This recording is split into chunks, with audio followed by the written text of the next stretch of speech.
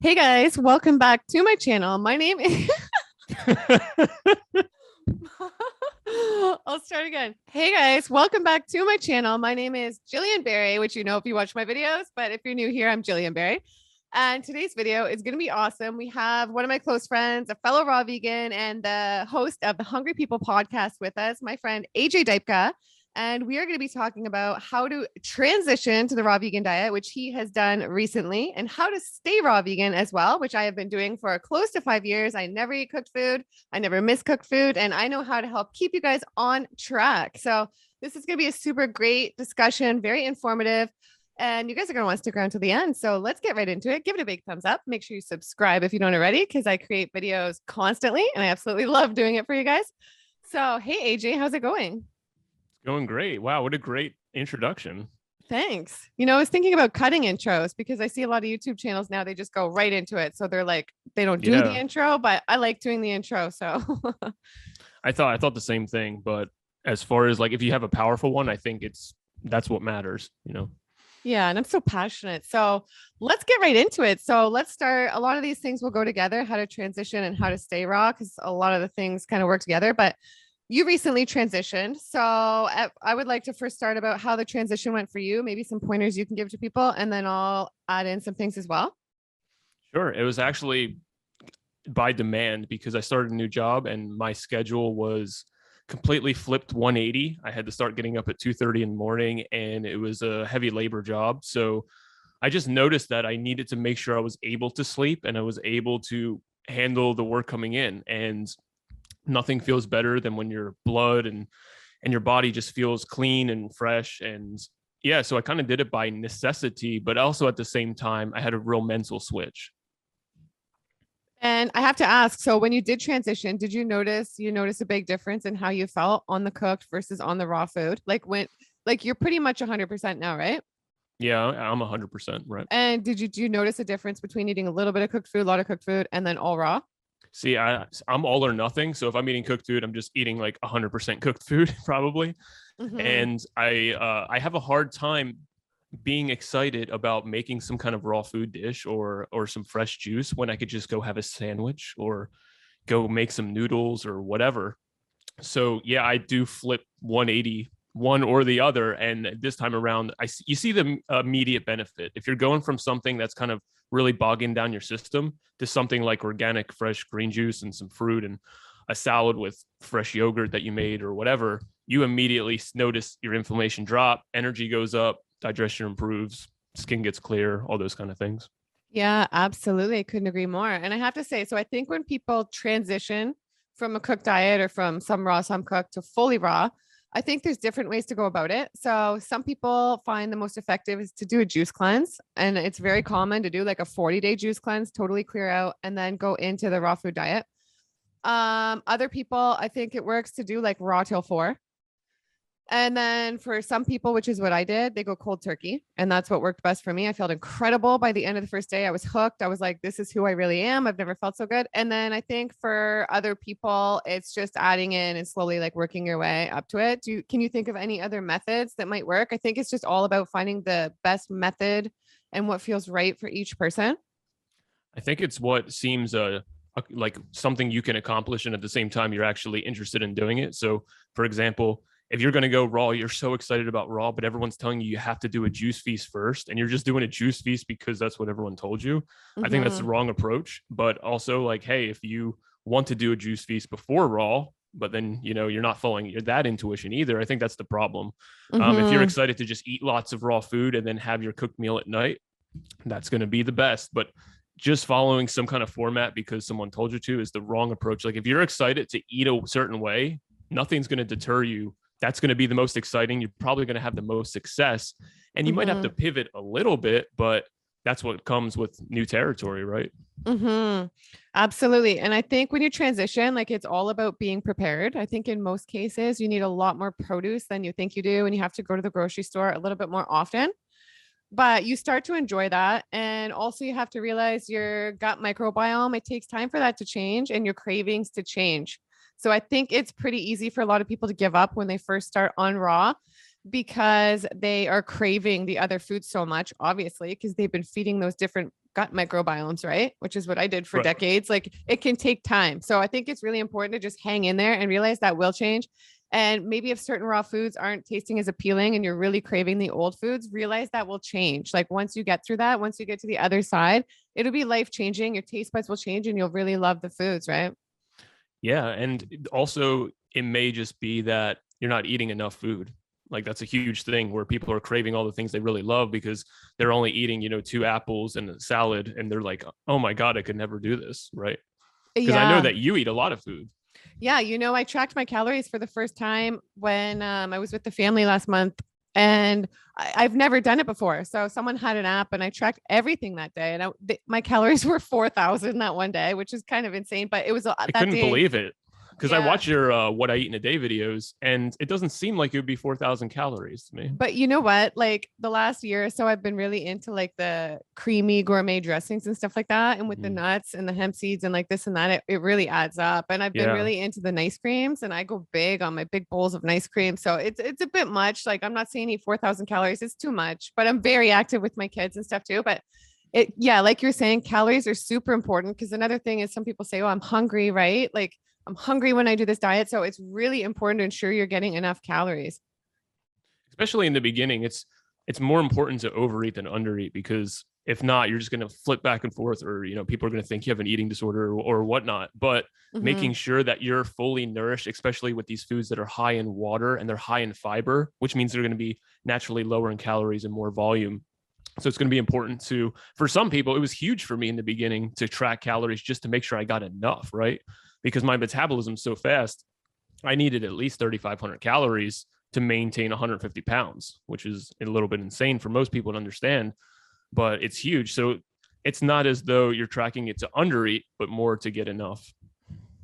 Absolutely. And since I transitioned a while ago, but I don't remember like feeling hungry all the time or anything. Since you transitioned recently, do you find you're satisfied as far as your hunger level goes, or do you find you're dealing with like feeling hungry all the time?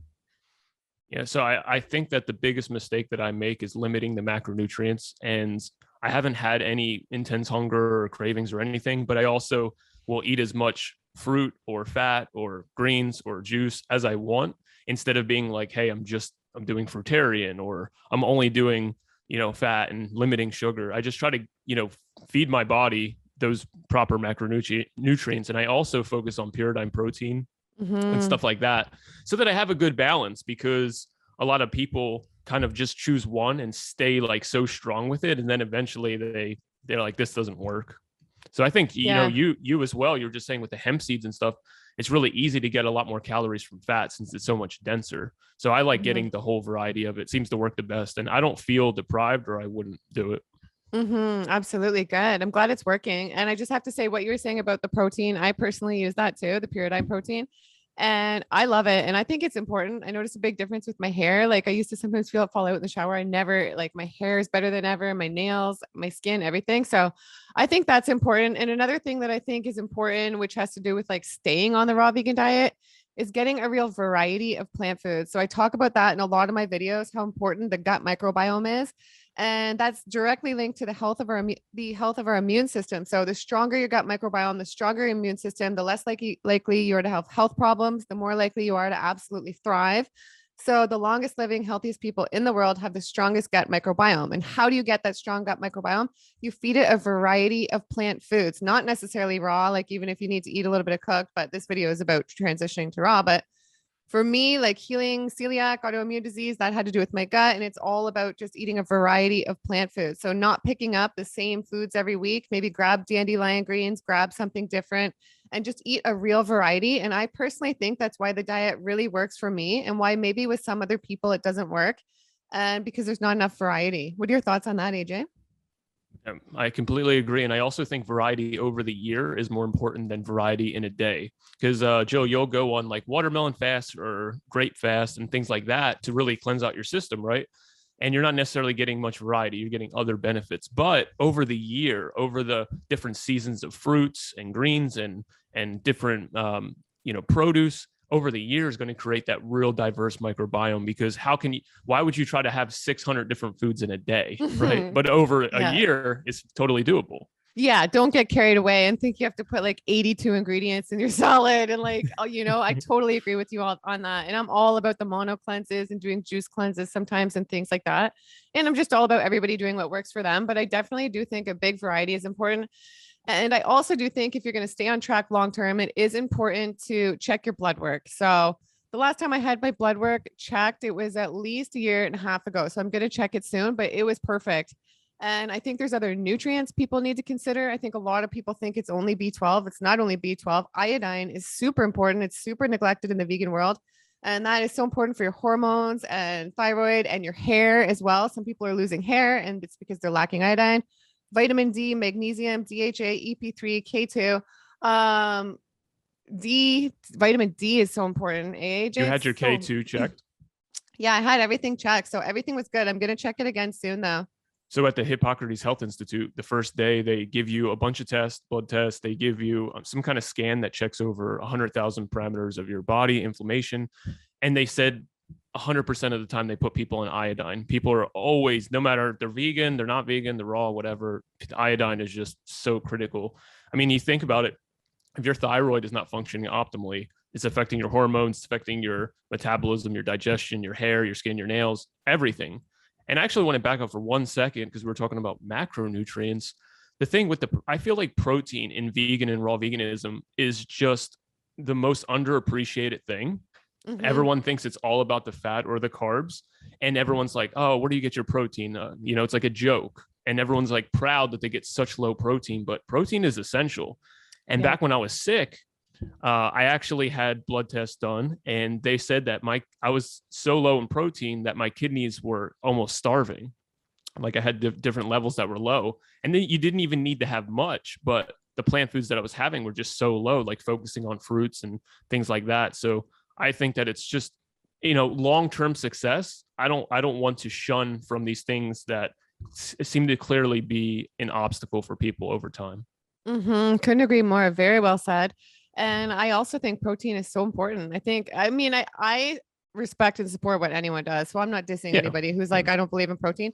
For me personally, I do. And I think there's so many benefits. And another thing with protein is it's proven, and this works for me at least, is adding in protein, raw vegan plant protein sources to your meals does make you feel fuller. So that's a good thing too for people who are struggling to feel full.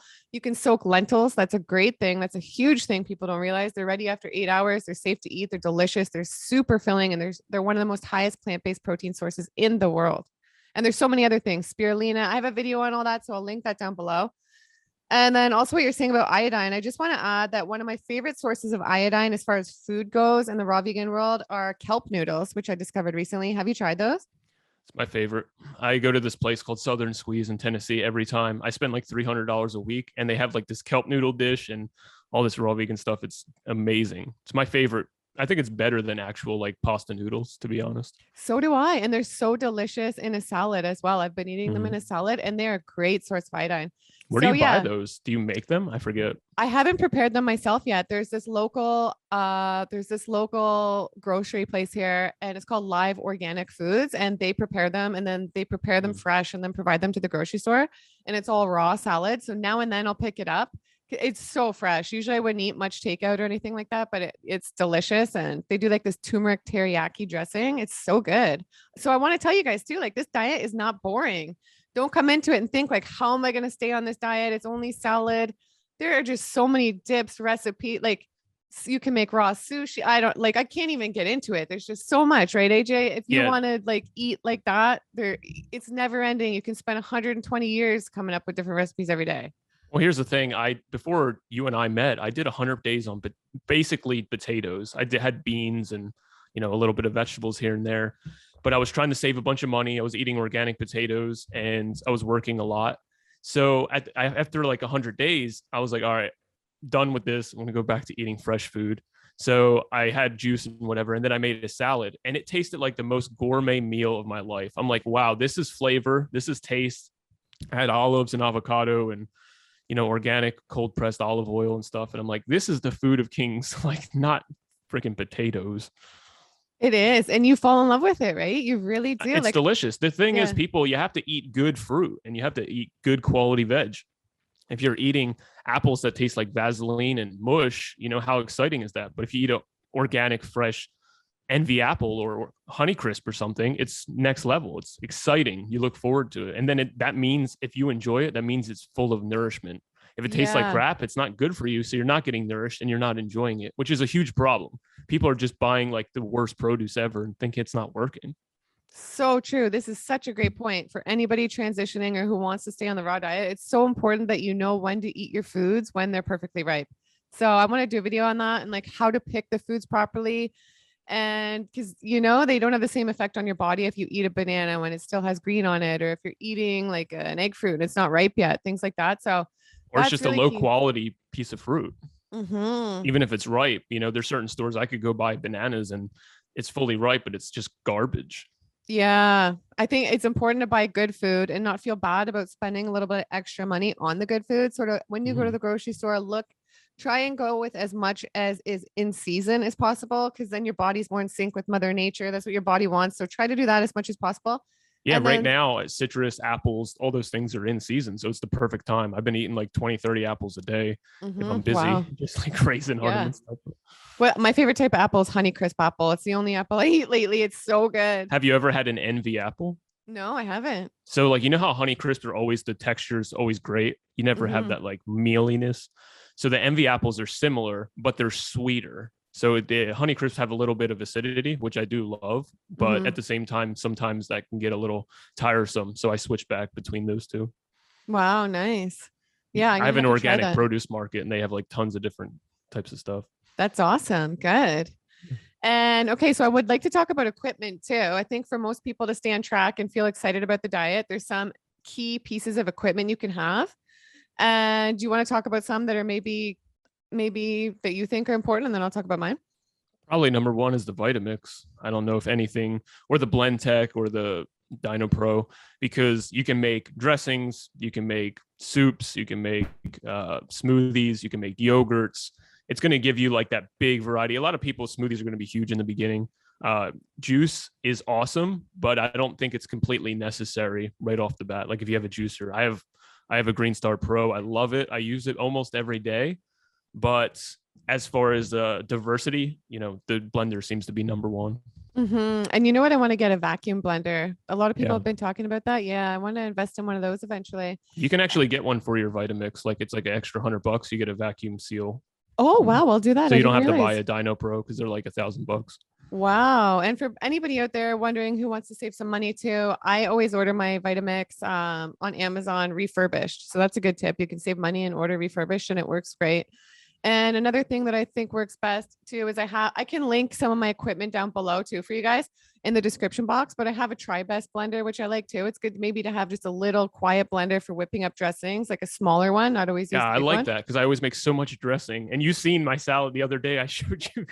I didn't want to like put it in the fridge, so I used the whole thing, and it was like 5 times the amount of a normal person would put on a salad. I know you're like, does this look good? I'm like, yeah, it does look good. But then I thought, oh my God, there's so much dressing on that salad, AJ. But whatever, you do you.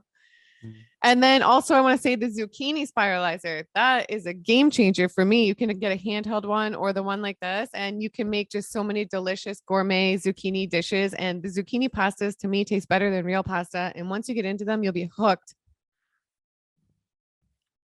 I think that having a good knife is always like, I mean, that's a basic one, but it's huge because of all the preparation I have to do on the diet. I think that having a lot of mason jars with these type of lids, I like these because the other lids get like rusty, the ones they come with.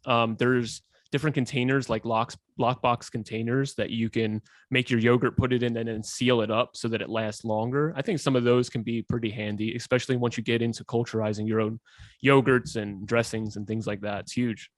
Absolutely. And I think too, it's important for you guys out there to like get stuff that gets you excited. Like spend a little bit extra on a salad bowl that you love, or some like coconut bowls for making ice creams, or like things like that, and like, I love the colorful mason jars, and I can link a lot of my stuff below. If I have time, I'll try to link as much for you guys, but I think it's just important to like invest in yourself, get things that make you excited, get organized, get set up, get prepared, and then you'll be more likely to stay on track. Yeah, and get a cooler so that if you are out and about, you can always have your stuff, your gorilla milks, your smoothies, your juices, and you don't have to worry about it getting oxidized by the sun or getting warm or getting too cold. You can set it at the right temperature you want. And then being prepared, like you said in the beginning, Jill, is half of the game. If you can be prepared and you know what to do, you're good to go. Absolutely. And I know for me, like with staying raw, personally, what works the best is like I don't eat any cooked food. And I know for a lot of people, they think, oh, I have to eat a little bit at moderation. So I totally respect that, whatever works for everybody.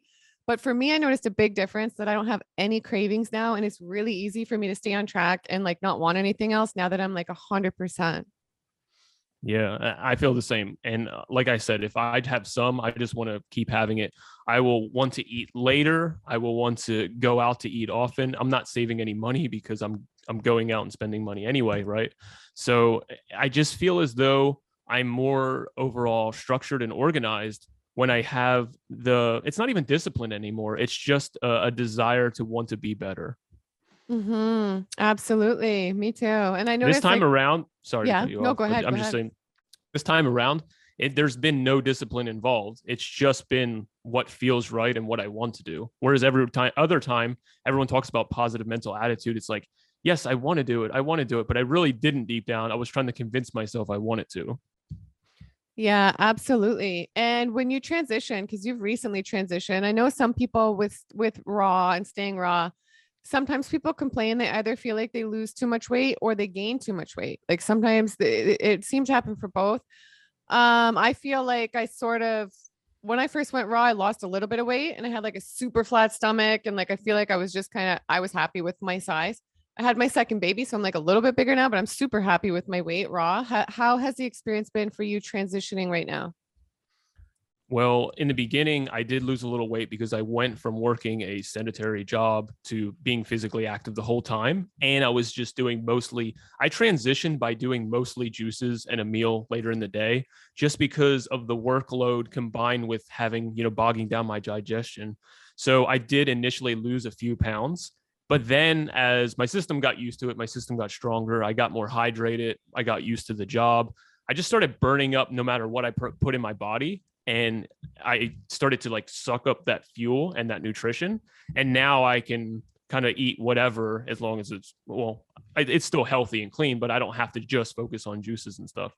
I think it's important for people to realize in the transition that if you're coming from a really dry, dehydrated diet and you're switching over and you're just going to be like, I don't drink any water, I'm just going to eat lots of sugar and fruit, that transition is probably the most compromising to the system because you might have a lot of this gunk still in your gut. Whereas if you are drinking the good water and you're taking in fresh juices, probably a reason why a lot of people do the juice feasting, you set your system up so now that when you put in the fruit or salad or whatever, you can handle it a lot better. Absolutely. And I just want to say about the dried and dehydrated food. I want to say that's another reason I think it really works for me, like long term now, is because I don't have too much dried or dehydrated food. So, in my opinion, they lack the water content and they do not make you feel as good, at least for me, just because they're harder on the body to digest. So, I would say for anybody to transition or looking to stay raw long term, to not get carried away with the dried foods and the dehydrated foods. Yeah, because they're also going to suck up your own body's water to process them and eliminate them. Like so many people focus on dates and just eat like thousands of dates, and it's like I wouldn't want to do that to my system, to be honest. Me too. And I mean, that's why I don't eat cooked food. The last cooked food I had was a vegan soup. And I swear to you, I felt so dehydrated for 2 days because I hadn't had cooked food in so long. And I was like, whoa, like I will never eat cooked food again. Now I have no desire ever to have it because literally I was just so thirsty for 2 days because I wasn't used to it because there's no water content in there, right? When the raw foods have the water content, so they're so easy for your body to digest. So that's one thing I love about being fully raw. Like I never have that feeling like, oh, I'm so thirsty, I have to drink. I'm still mindful and make sure I do drink water. But I mean, it's not like the dehydration level like I felt on cooked food. And you've also been doing it for 5 years. So your system is really primed, or someone transitioning, maybe they do need to focus a little more on water in the beginning, but maybe not over time as much. Lou Corona tells me that for people that drink a cup of coffee, it takes 20 cups of water to offset all the dehydration and acidity that comes along with that. Wow. That's been the hardest thing for me to give up coffee. I love, did you used to drink coffee? I loved I was it. more of a like tea guy, like organic green teas and stuff. Mm-hmm. And I And did like it's, 20 cups a day. wow. I go Well, big or go home, you know? yeah, it's good because this diet, like once you start eating cleaner, you just really clear out all those things and then you totally forget about it. Like I used to drink wine every single day. I never even think about it now. What about you, AJ? Do you still think about the coffee though? You know what? That would be the one thing. But still now and then if I smell it or like socially Mhm. having it with people, sometimes I think, oh, that, but then I just like whatever. I try to forget about it. But that's been the one thing that's been hardest to give up. Yeah. What about me? I have been sober 120 days or something like that. Forever gave up alcohol. I had a really bad experience. My mom was going through a hard time and I almost died actually. I had alcohol poisoning and Wow. I had it was my brother's birthday. He said, "Come out and have a shot with me." And I was like, "Why not?" Terrible times. So I went out, had a shot, and then I drank a whole bottle of Jack Daniels. And I never drink. I'm, you know, my system's like light. I'm a light guy. I'm 150 pounds. It hit me so hard. And I swore I'd never drink again. And everyone's like, Wow. heard that before. People always say that. And it's like, Yeah. well, I mean it. I'm not doing it. Well, thanks for sharing that. Wow. Yeah. In my Yeah. opinion, like I don't think there's any benefit to alcohol. I don't think even in No. small amounts. I think it's pretty toxic and poisonous. And I mean, whatever anybody wants to do, great. I'm not judging you. I used to drink, but Yeah, Joe, there's wow. enough. There's enough people drinking. I think that it's great. There's going to be people who don't like us. Yeah. And like it's an energy thing. That's one thing about like staying raw. I love staying raw because it just totally changed my energy and my vibration. And if I were to eat cooked food like a couple times in the past over the last 5 years I had it, I noticed a huge change in my energy and like the aura about me and my vibration. And that's part of the reason I stay on track with this diet. What about you? Like, have you noticed changes in like your vibe, your energy? I think that me feeling good, whether that is with raw or cooked foods, is usually the biggest determine like that determines my vibe the highest because just feeling healthy, right? So some people feel healthier on the X, Y, and Z. So definitely as I continue to eat well and focus on my body, and usually that does come along with the enzymes and the raw foods and the supercells and all these types of things. Yeah, my vibe totally changes. And what's really interesting is my integrity changes. I can't do the little white lies. I can't talk bad about people to the same degree. I can't get mad and just write people off and say it's all their fault when I know really it's kind of my fault too. You know what I mean? So I think the Yeah. biggest shift for me maybe is my energy or my vibe, but really just the integrity of who I want to be.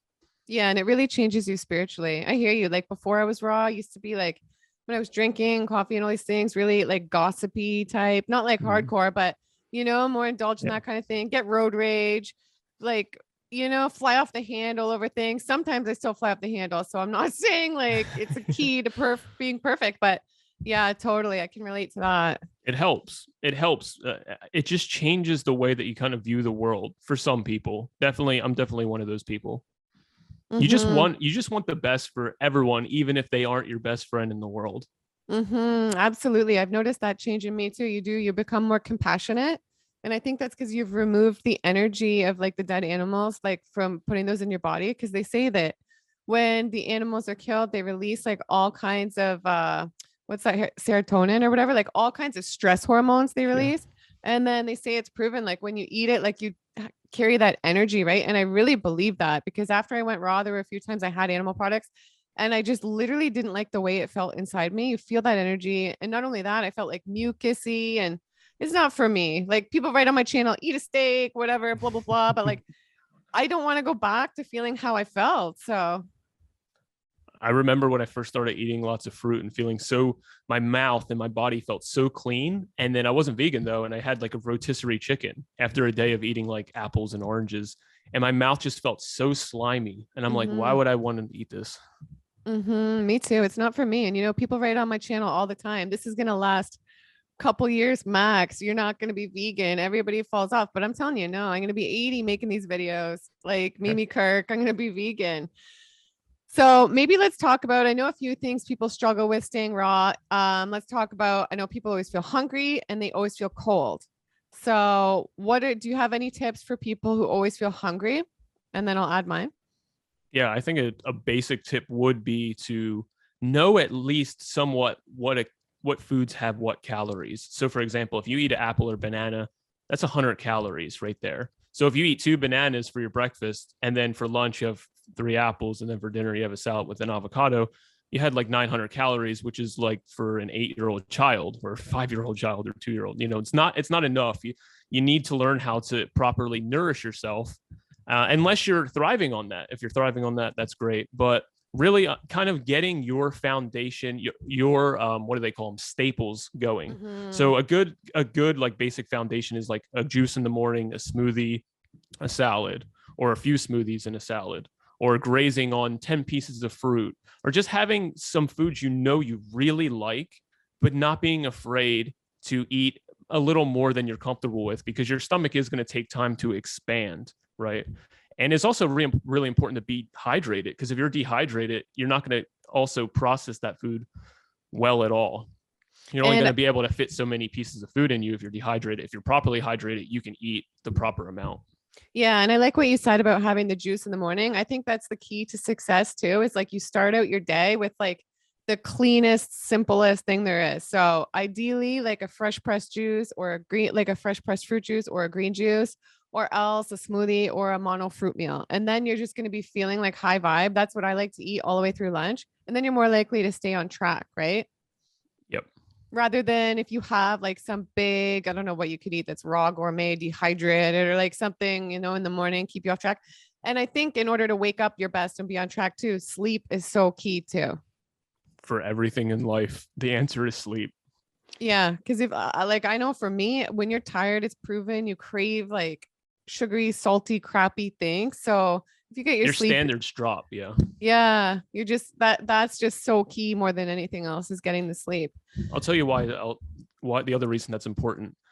The ability to metabolize sugar is one of the aspects, is your adrenal glands and your pancreas, right? So if you're really stressed, or if you're not sleeping, they don't do their job being able to get the sugar into the cell. So if you're really exhausted, really stressed, you eat sugar, you're having blood sugar issues, they're probably not getting into the cell. And what's going to happen is you're going to chronically urinate, you're going to get dehydrated.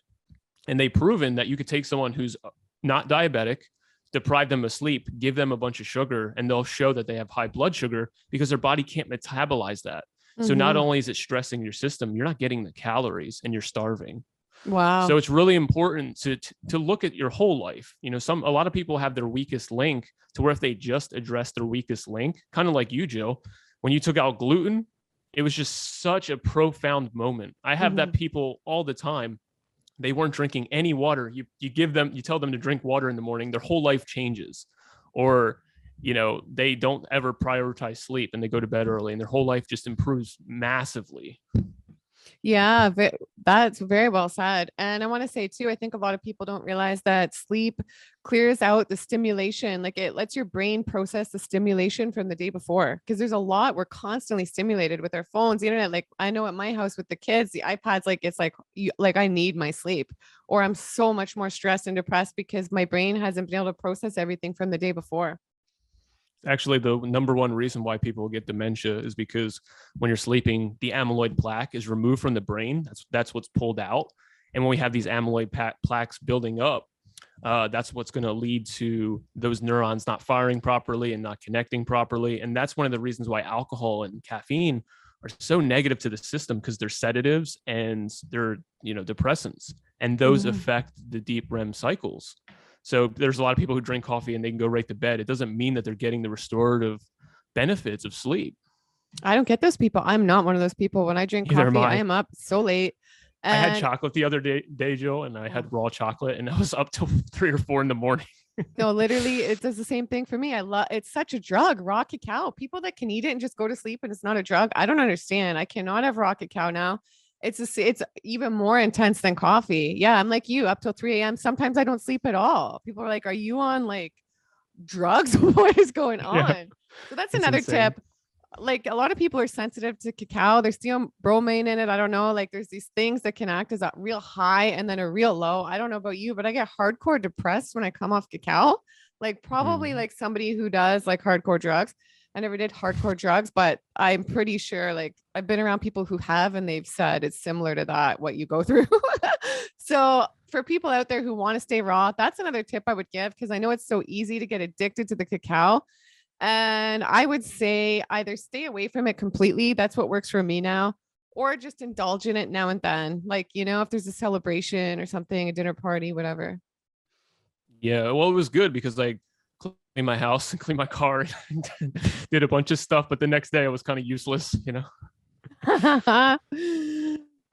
Well, you know what? Whatever. It tastes delicious. Yeah. Well, I have a good tip. So I think that talking about raising our standards, there's going to be a lot of people who want to go gung ho. And like I said, I encourage people go for what's exciting to them. That being said, say you're excited about this routine you've laid out. The first 2 weeks, it's really critical to give yourself the wiggle room if you do fall short. And what I mean is, let's say you set up like this dietary regime you want to follow, but you got stressed, you were underprepared, and you went and you got some raw tacos, or you got something that is raw, but you know, you got the raw chocolate or ice cream or whatever. It's really important to give yourself like that wiggle room in case it does happen, because I know a lot of people who are going to have the raw taco feel like a failure and just give up altogether. So what I always do in a transition is I say, hey, the first 2 weeks or month, even if it's not healthy technically, as long as it's raw, it gives you that parameter to have some adjustment and wiggle room, and give myself, okay, I can have this raw ice cream, I can have these salads, I can have these fruits, I can have these lasagnas, I can have anything I want. And naturally, after a few weeks, I don't prioritize those really at all. But having that fallback feels really good. Yeah, I think that's a great point. And that gives people time for their gut microbiome and their taste buds to change too. And they can still maybe enjoy it a little more. That's probably a good point for a lot of people out there. Good. You know, yeah, it's important for me. Yeah. And I think when people are transitioning too, like people are always like, how do I do it? I think it's so key to always be prepared. Don't underestimate how prepared you need to be. Like, even for instance, when I'm driving anywhere, I always have food in the car, like always have food on you, because the raw foods digest so quickly. They have such high water content. They digest through you so much more. So you need to just have so many more calories, like we were talking about, and always be prepared, always have food on you, and own it. Don't be ashamed of it. Even if I go to a wedding, I have like a backup of food in my car. If I go, like before all of this was going around the world, and when there were more like parties and stuff like that, when I would go to a party, I would always bring food, and like I just own it because I feel so good. And I find people see I feel so good, they're not like, what are you doing, and judging me. They're like, what are you doing? I want to know more, you know?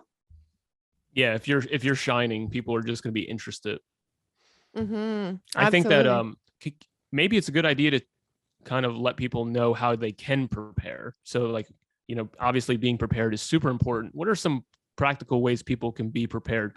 For me, I think that knowing what your schedule is for your job is huge. So like, for example, if you're someone who has to be up really early for work, it's going to be a lot better if you prepare the night before. So if you want to make juices, or at least lay out the things that you need to do in the morning, the smoothies, things like that, so that when you wake up, you could just throw it all in, or you could just grab it and go.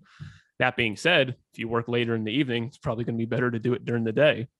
Having stuff in the car, having the variety, knowing which stores or which restaurants that carry things that you can eat, so that if you are social, you have a date, you have family thing, you have some options, so that you don't have to just bring your Tupperware, you know, when you go out to eat. I think that's pretty helpful for me.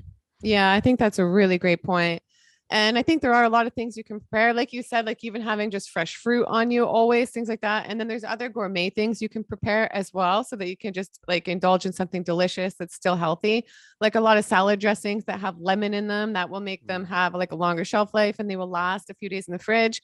I can link some of my salad dressing recipes and recipes down below that you can meal prep. I want to do an episode on meal prep, things people can meal prep, because I know a lot of people out there, like they need to meal prep because of work and things like that. So I think that's a great point, AJ. And also I want to say, I know a lot of people say they feel cold all the time. So I did an episode about eating raw in the winter, but even all year, I know a lot of people say, oh, I feel cold on this diet. So how have you felt since you recently transitioned, AJ? Well, I'm just thinking about when you had those smoothies, or I did the ice cream back in the day. I would do the banana ice cream in the winter after coming back from a walk, and I get into bed with like a heating pad because I was so cold. I still do smoothies and ice cream in the winter and I love it. And you know what? To Oh me, yeah. I feel so amazing that the feeling cold thing is not even an issue for me. And people have to remember too, it's not all diet. So like if I drink a smoothie and then I decide to clean the house after and I'm moving around, I'm warmed right up. You know what I mean? It's your body moving Yeah. around warms you up.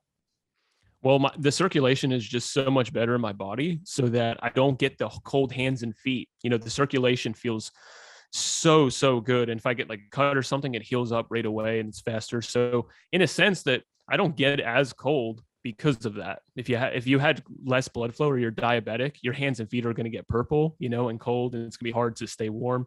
So it's kind of like I kind of get less cold almost in a lot of different ways. But I think that you know, I do hot cold showers, ice baths. It just doesn't phase me either way, really. And feeling good, that's number one priority. It makes the cold and warm thing seem like such a little negative that it doesn't phase me personally. I would say that keeping your house warm, just being prepared, have some nice warm clothes so that when you go out, it's not a big deal, because it is winter and we're tropical creatures, right? So we have to use these tools and it's completely normal. I would say if you're really cold, kind of maybe think about, is your thyroid functioning properly?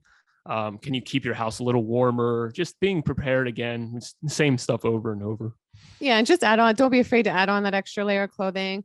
And to me, I would just rather maybe sometimes feel a little bit more cold and feel so amazing than feel like warmer from the cooked food, but feel a little bit more like, for me, I feel more dulled down. I'm not like judging cooked food eaters at all, but I'm saying for me, like, I just don't feel that same vibe and stuff like that.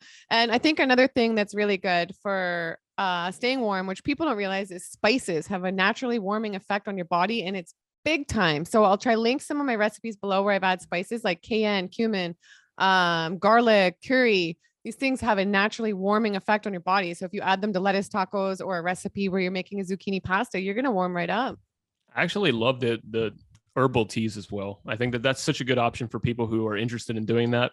I have no qualms, you know, about it being technically cooked or whatnot.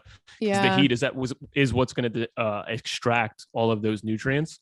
Yeah. And I love Robert Morse's stuff. I use it. I think it's great. And another one is, I think people really don't do any fitness at all. And it's really important to like get your heart rate going. Like you said, even cleaning, moving your body, that's going to warm you up. We need to move. Like, we're supposed to be moving every single day. And most of us are just sitting there not doing much. So that's really going to help. The fitter you are, doesn't matter if it's really hot or really cold, you're going to adapt to your environment so much better. Yeah. And you have so much more energy on raw too. I feel like you want to get out there and get active and stuff. Yeah. Yeah. And okay, back to getting full. I just want to throw out my top favorite foods for feeling full in case anybody hasn't seen. It's definitely the chia seed pudding. I don't know if I know you don't love the chia seed pudding, right? But I love it. It makes me feel full. I enjoy it. I use it. I actually mix it with the yogurt instead of just the almond milk because I get fuller. If I do the yogurt, it's thicker. Yeah. To me, that's the most filling raw food I've ever discovered. Like 3-4 hours, I'm full. So it's not that I didn't like it. I just don't get full. That's what it was. Wow. Is there anything that you find personally works for you for feeling full? Yeah, actually, I think that really good fruit. So if it's a really quality apple, banana, you know, those things are pretty satisfying. I think that the coconut yogurt, the almond coconut yogurt, the hemp seed yogurt, it's so dense in nutrition. But when you culturize it with the probiotics, it digests like fruit. So it's not heavy on the system. And that, using that on the salads, using olives, using avocados, just eating those types of foods, I think smoothies is huge. All of those, I think that those are my best bets. Absolutely. And another thing that I feel like is really filling for me too is coconuts. So real coconuts. I have the Coke Jack, open it. And then the meat is really satisfying. So healthy for you. Yeah. And you feel so hydrated when you drink a real coconut. It's just like meant for our bodies, but the meat is really filling and will fill you up for a few hours as well. Yeah, when I was making the gorilla milk, I only needed the water from the coconut, and I would always be so excited to scoop out the meat and eat it. It's phenomenal. You could live on that for a while. Oh, yeah. And I just want to say too, like mono meals for a lot of people, just eating like a mono meal, which our body loves, thrives on. It's really natural because back in the day out in nature, maybe you discover one food and just like binge eat that for a meal. So mono meals too, I feel like you fill up quicker too, because your body knows when to stop because it's proven when you throw in a bunch of different foods, it's harder to like feel full. You just want to keep eating it. Right. So when you eat the one meal too, in a lot of cases, it's easier to be like, okay, my body's full and I'm satisfied. Right. You can eat to satisfaction instead of just eating because for whatever other reason. Yeah. And I think another thing with staying on track is people, once you get into the diet, you find things you like. It's really important to have like your staple meals. Yeah. Yeah. Find like the things that work for you. It's huge. I don't know. Can you think of anything else? Let me just check my notes real quick because I want to make sure we get over everything that I've thought about. Yeah, I think that my most important tip is to focus on feeling good. Don't focus on just being a raw vegan, because if you're focusing on following someone else's standards, or you're following, a book you read, but you feel like crap, that's a really bad sign. Focus on the things that try different things. Try the green juice or try the fruit juice. A lot of people feel amazing on fruit juice. I feel way better on green juice. A lot of people feel great with no fat. I love fat. I love protein. So really understand that feeling well, having an appetite. An appetite is such a healthy thing. All the people in the cleansing world think that appetite is like the devil and they want to be breatharian or liquidarian or all these things.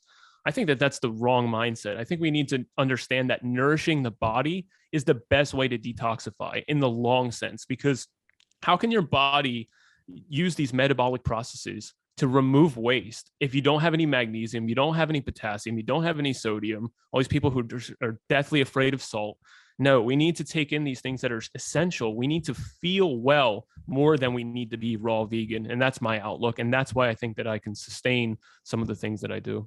Absolutely. And yeah, I agree. It's all about finding what works for you, not exactly like listening to and following exactly what one person's doing and being like, why isn't this working for me? And I think part of staying successful in it too is like getting educated, learn as much as you can. The first couple of years I was raw, I was like constantly like, all I did was like read and watch videos and learn. So like immerse yourself in that and just listen to everything positive. It really helps keep you on track, I feel like. Yeah. And it is good to have some guidance. If you don't know what you're doing at all, maybe you do reach out to someone who is successful, who seems as though they're doing really well. Maybe you're an athlete and you want to learn how to do more of the 80-10-10 style, where you're getting most of your calories from carbs so that you can burn up that fuel. But maybe you just want to look really good and, consume these things that aren't very aging. What's his name? Marcus Rothkranz is all about the greens and the low sugar because he wants to look youthful. He doesn't want to have all of this oxidation from the sugars in his blood and etc. So people have different priorities. So knowing what your priorities are, finding someone who can give you information that suits you, and then really focusing on feeling better. A lot of people, Jill, I agree with you. I think it takes time for the microbiome to change, and you're going to have a little bit of ups and downs. But some people just go down, down, down, and they think, oh, eventually it's going to turn around. Focus on feeling good. I think that's such an important thing. I agree. And I mean, for me, I like a lot of fruits, and I think everybody has to find what works for them, but I still do a variety. I think the greens are so important too. So I feel like sometimes people just want like a transition plan where you tell them exactly what to eat. So I can tell people what I eat, but I think it's important to like, people like different things, right? I love egg fruit. I love passion fruit, Honeycrisp apples. I think you have to like find, especially starting out, things that you love. And I think especially starting out, while you work on your gut microbiome, maybe don't mix up too many foods and a million different foods at once all through the day. Maybe try and watch your food combining and try and start your day with the lighter stuff, like the juices, the smoothies, the fruits, and then work your way into the heavier things. And then to end the day, have the heaviest thing, which would be the fats or the nuts. And that would be optimal for your digestion. Great. A smoothie is a great place to start in the beginning. Anyone can make a smoothie. Just get some frozen fruit, bananas, some spinach, some chia seeds, some hemp seeds. Just throw it in, drink it down. It's good for you. It's great for everybody. It's got calories and it's got hydration and minerals and sugars. It's such a good place to start for the average person. Yeah, absolutely. I agree. And I think another thing is people think it's expensive. So I'll link the video I did below where you can eat for $50 a week raw. Like there are ways to do it. Even if your budget is a little bit less than that, there's ways to do it. But I think like for me, it's what I spend the most on. It's my greatest investment and it leads to a great output. Like it's totally changed my life eating this way, but there are ways to save money. Like buying in bulk is one. And there's apps. Do you ever use the apps? There's like a flash food app here where you can save money and get like large amounts of food for a good price. Do you have any other tips? There's definitely ways to make it cheaper. And I did want to recommend the video we had just made, which is kind of raising your standards. So you have to live within your means, of course. So find these deals, find ways to buy like boxes of fruit. You're going to get discounts, or find grocers that have good produce, but it's more affordable, like Trader Joe's in the US. I don't know if you guys have that or not. No, we But don't. also, like Jill said, invest in yourself. Where can you kind of straighten up your life and pull money from for things that aren't serving you and put it into something that's so important, like being healthy. Like if you're healthy, you can now work to earn more money. You can be a better parent, a better brother, a better son, daughter, whatever. And now your life priorities can shift. And this is a great place. And it's where a lot of people start.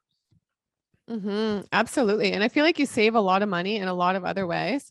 Like I used to spend a lot of money on drinking, going out, and a lot of other things. I would drink my coffee and just be like, let me drop money on this and that. Right. So like you save a lot of money. And most importantly, you have your health. You still have so much energy. I'm so much more productive. I accomplish more. So like generally you're going to make more money anyway. And you're going to save, like, you're not going to be in the hospital bed, right? Most likely. There's no downside to being healthy. Yeah, absolutely. It just makes me feel amazing. There was one more thing I wanted to talk about. I don't know if there's any other tips you can think of right now while I look for that. It was something important I wanted to. Oh, yeah. So, okay. This is a great tip I have for people when they're transitioning. I know sometimes maybe when you're transitioning, it could be an adjustment with your digestive system. So for me, when you're transitioning and then maybe now and then after you've transitioned while you stay raw, which what works for me is to try some enemas and colonics. I would recommend maybe a colonic if you haven't done an enema, because they facilitate it for you.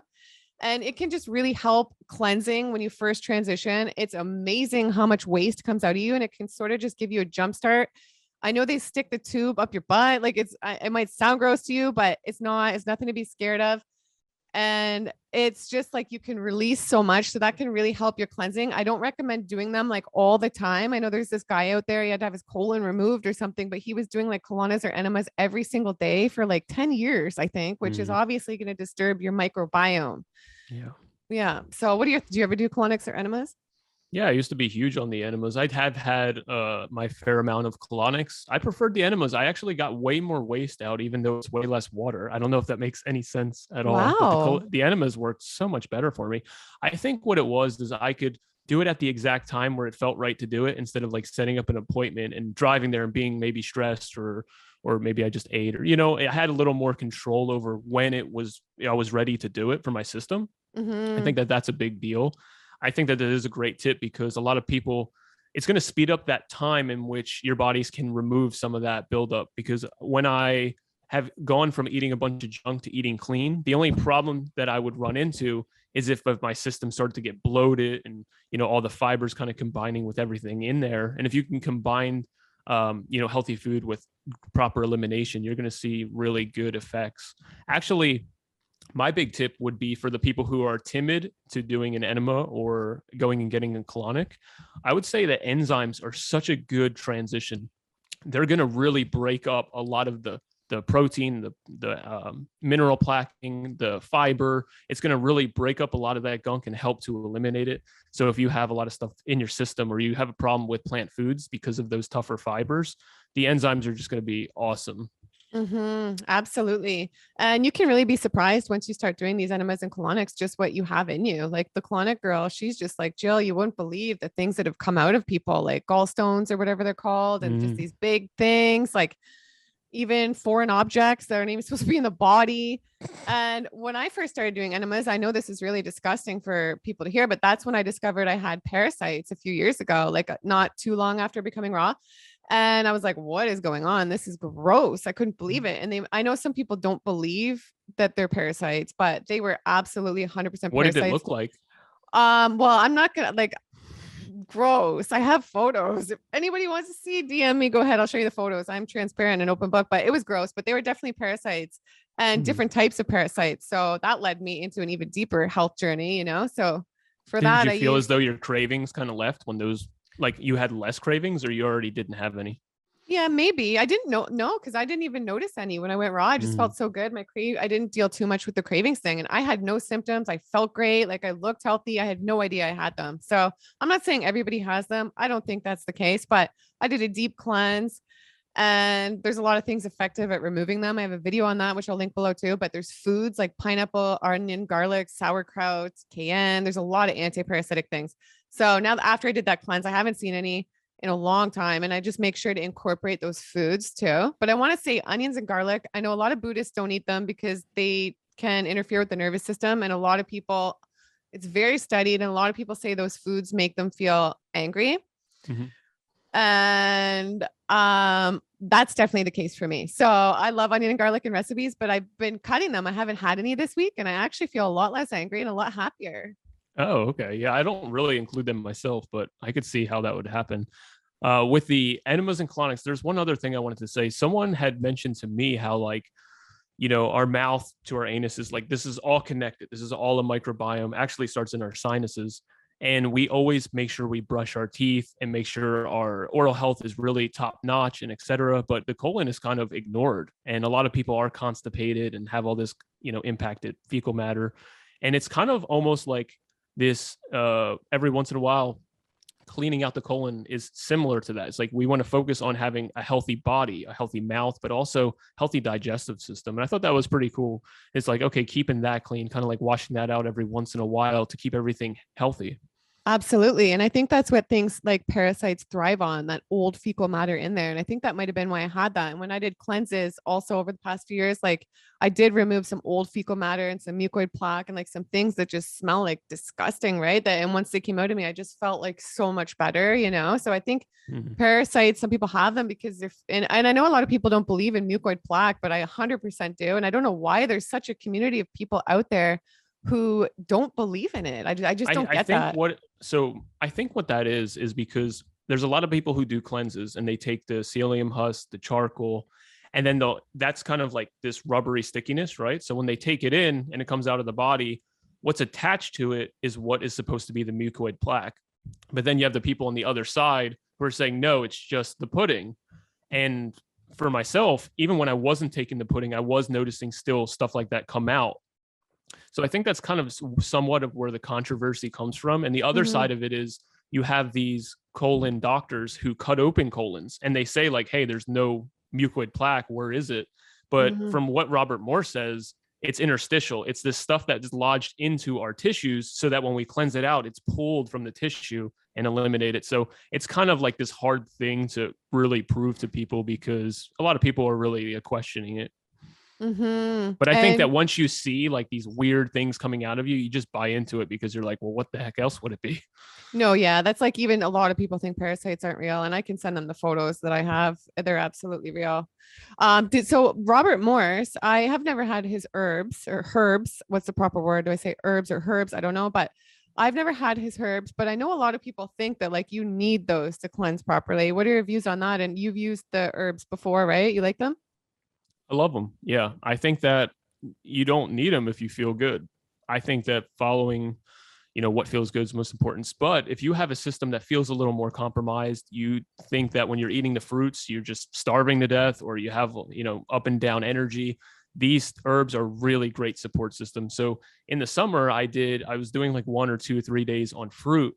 And I'm like, this is just pure torture. But then I got in the herbs and the tea, and I would have that first thing in the morning. And then I enjoyed the fruit throughout the day. Now, whether it was because it was killing off some parasites or because my adrenal glands function properly and I can metabolize the sugar, I don't think we'll ever know for 100% sure. But what I know is it just became doable and easy. Now, Joe, you feel great all the time and you switched over and you have this vitality to you so that when you do it, I think that you just assume, you get all of those benefits straight out. But for the people out there who go on and they don't feel as well, that extra support, just like the enzymes or the colonics, can be really, really helpful. Yeah, absolutely. And yeah, like I reversed all my health problems without any of the herbs, but I definitely think there's so many benefits for the body with the herbs. And I haven't done his herbs specifically, but I am into like a lot of herbs and spices now in my kitchen. I think that's important.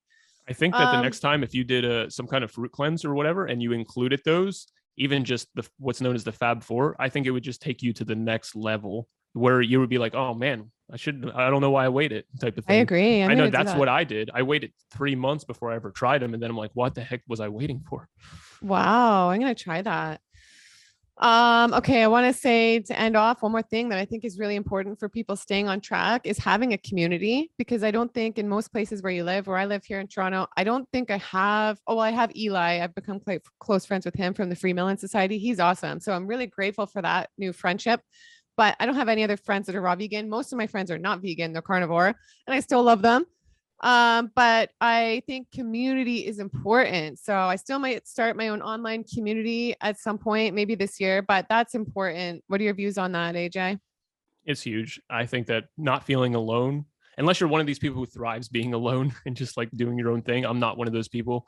I love community. I love going to the Woodstock Fruit Festival. I run Dan's Patreon, his support group, the Children of Light. I was involved in the group that you were, which was Shane's. What's the group called? Yeah, I was Raw in Vegan Shane's group, Heroes. and I met a lot of close friends there. And yeah, it felt important, right? Especially starting out, to have some type of social community. I mean, I run 2 support groups weekly, Monday mornings and Thursday evenings, where we all get to just hang out and talk, people from all over the world, and talk about, struggles or triumphs or whatever, and not feeling alone and feeling like, what am I even doing this for? I have to isolate myself. I can't have any friends, can't have any partners, can't have any, whatever. It's really vital. Absolutely. And I will link all your stuff below as well. I can link you if you can give me links to your group and to your podcast, of course, and anything else. Awesome. Yeah, I appreciate that. Yeah. Well, is there anything else you can think of to end off for everybody who is transitioning or wants to stay on track or anything like that? Yeah, this type of eating can definitely be overwhelming in the beginning. There is probably less than 0.1% of the people in the world will live this way. But I think that that's also encouraging, because if you're here and you're watching this, you're probably not the everyday average person. You probably have a different outlook on life. You probably have this desire, this passion and eagerness to live better and to give the absolute best self that you can give. And if that means that eating well, eating raw foods, feeling good, it gives you the ability to be the person that you've always known you can be, then it's worth it. Be patient, get invested. Watch Jill's videos, watch the videos of people who have been doing it and are succeeding and thriving, and who live in a way with real integrity and not just, the glamour and the money and all these things. Because at the end of the day, the money doesn't matter. Like, it's important to have standards and whatnot, but at the same time, like, being a good person and being healthy outweighs any of the superficial stuff. And I think that I really started to wake up more and more when I transitioned into more healthy eating. Absolutely. And you just feel more like yourself. Like I said earlier on, I never really felt like my true self before being raw. And I had a lot of anxiety, stress, and I just didn't feel in connection with my true self and my purpose and in alignment with who I am. So that's one of the greatest gifts I've received from nurturing my body and feeding my body this way. And one thing I want to end off with too, I think when you transition to this diet or however you eat, it's important to feed yourself in from a perspective of love, like not from a perspective of fear, not because like I'm eating this food because I don't want to get cancer. I don't want to get autoimmune diseases. I don't want to have like health problems. Like eat like the fruits, vegetables, nuts and seeds, the plant foods, as many organic as you can. Treat them with love and treat them like I'm taking care of my body, nourishing my body. This is what my body loves, more that approach rather than the fearful approach. It's a beautiful thing. I agree. And I think that it's important to stay nourished, stay hungry. Yeah. And I think also don't care what people think, because not many people do this diet, but also realize like the longer you do it, the better you're going to feel. And you're not going to deal with like very much judgment from people. Overall, I deal with like, I feel like I inspire way more people than deal with anybody who's like, what are you doing? What's wrong with you type of thing. Yeah. And how you look and how you're perceived speaks way louder than any words you say. So instead of trying to go on the diet and convince everyone this is the best, just live the best. Yeah. And that's absolutely not the way to do it. Try to convince everyone this is the best, no matter what your diet. Even people come on my channel all the time and they're like, the vegan diet's wrong. You need to be eating meat and this and that. And like some people come on just with like the most judgmental, hateful attitude about trying to convince my viewers in the comment section or me like that it should be a different way. And it's just like, no matter what your diet, whether you're vegan, keto, no matter what you are, that's no way to inspire anybody by telling them what they're doing is wrong. You know what I mean? And like that type of attitude, I don't like it. And who you are speaks so loudly that your words are just never heard. Mm-hmm. Yeah, we all know that person who walks into a room and they just kind of light the place up. And then we know the people who talk about how great they are all the time. And it's like, yeah, they're most toxic people. So really embodying living better is more important to me than the words. Absolutely. Well, this has been such a great conversation, AJ. Thanks so much for being with us and for sharing all about your recent transition to raw and all the great points you shared with all the viewers. Again, I will link everything below. Everybody can find AJ on the Hungry People podcast. He posts great episodes every single week. And I want to say, I hope you guys, the viewers, got a lot of value from this. And if there's any other questions you guys have about transitioning or staying raw, definitely comment them down below. I love interacting with you guys. Feel free to DM me on Instagram too. I love talking to you guys as well. And I think that's it for today's video, right, AJ? I don't have anything else to say here. I think we've got it all Jill, out. It's always great to talk to you. Thanks for having me on. Yeah, you too. Thanks again. And yeah, this has been great. And I will see you guys in the next video. Bye.